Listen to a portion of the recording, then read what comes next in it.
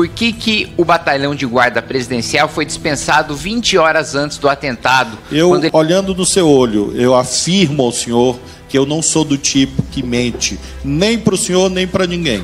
E por isso eu reafirmo, nesse sentido o ministro mentiu. Vamos então passar a palavra ao deputado Kim Kataguiri.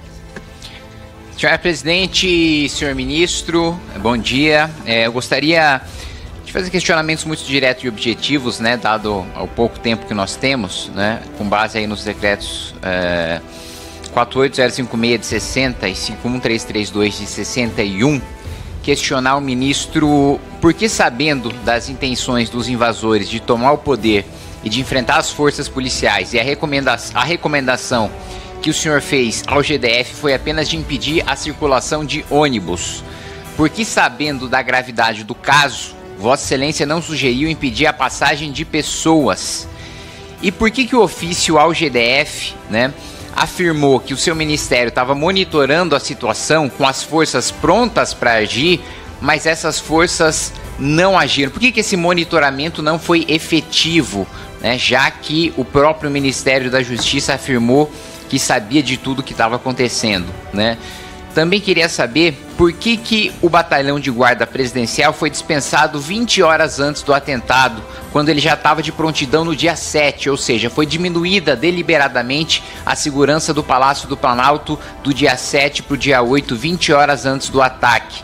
Para além disso, havia também a possibilidade da ativação do Plano Escudo, que permite também o uso de forças federais para preservar os prédios do Poder Executivo sem a necessidade da implementação da garantia da GLO, da garantia da lei e da ordem, né? E porque apenas no início da tarde, quando o confronto foi identificado, o Comando Militar do Planalto reenviou o pelotão por iniciativa própria, sem a participação de nenhum ministério, pelo próprio comando ter percebido da gravidade da invasão?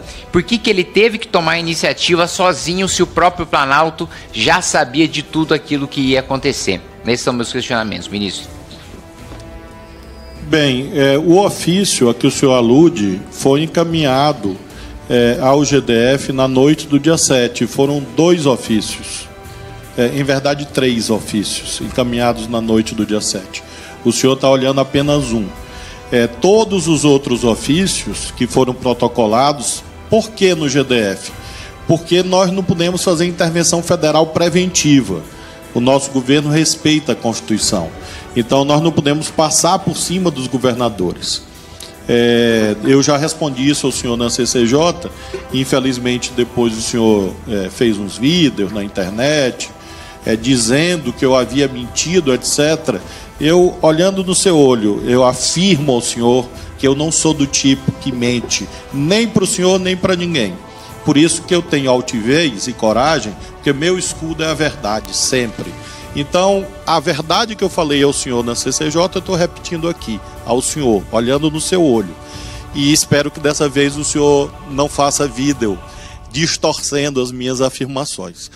Em relação, portanto, àquele dia, todas as providências que me cabiam foram tomadas. A intervenção federal, inclusive, foi feita no momento certo, no momento constitucionalmente cabível.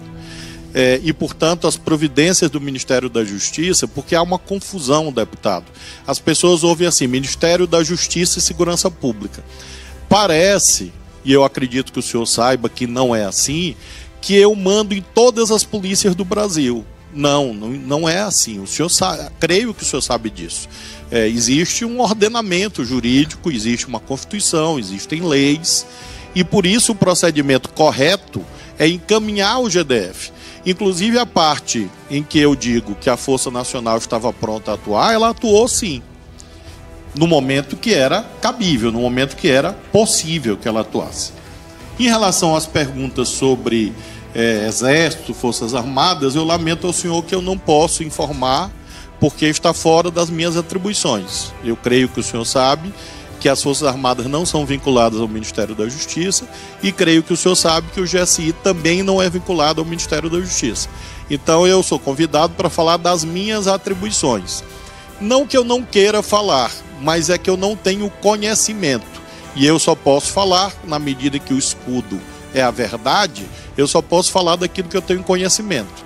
Então, nesses casos, por que o Exército, por que o Batalhão da Guarda Presidencial, por que o GSI, realmente é algo que está externo ao Ministério da Justiça, e eu não poderia saber naquele momento, eu não poderia prever, minha bola de cristal não existe, e por isso eu não poderia saber o que se passava em outro ministério, em outro lugar, que não o ministério que eu comando. Então afirma o senhor que todas as providências legalmente cabíveis foram tomadas naquilo que diz respeito às competências do Ministério da Justiça. Obrigada, ministro. Passo agora o deputado Kim para a sua réplica por 1 minuto. Primeiro, senhora presidente, para reafirmar, né, o que eu já havia dito em comissões aqui no plenário da Câmara dos Deputados. O ministro, quando veio à Comissão de Constituição e Justiça, afirmou, e eu tenho isso nas notas taquigráficas, de que não havia sido informado da gravidade, né, dos ataques, ou do potencial de gravidade dos ataques do dia 8. E por isso eu reafirmo, nesse sentido o ministro mentiu.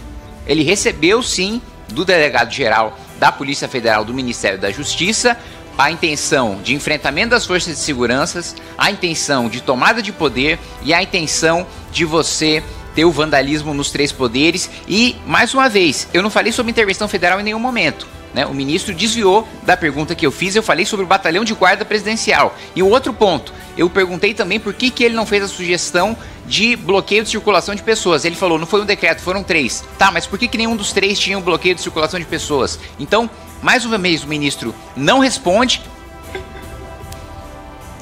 Para concluir sua frase, deputado. Não responde e ainda diz que quem falta com a verdade sou eu, quando na realidade eu tenho as notas taquigráficas e eu tenho o documento do DG, que contrapondo um com o outro fica muito claro quem está dizendo a verdade.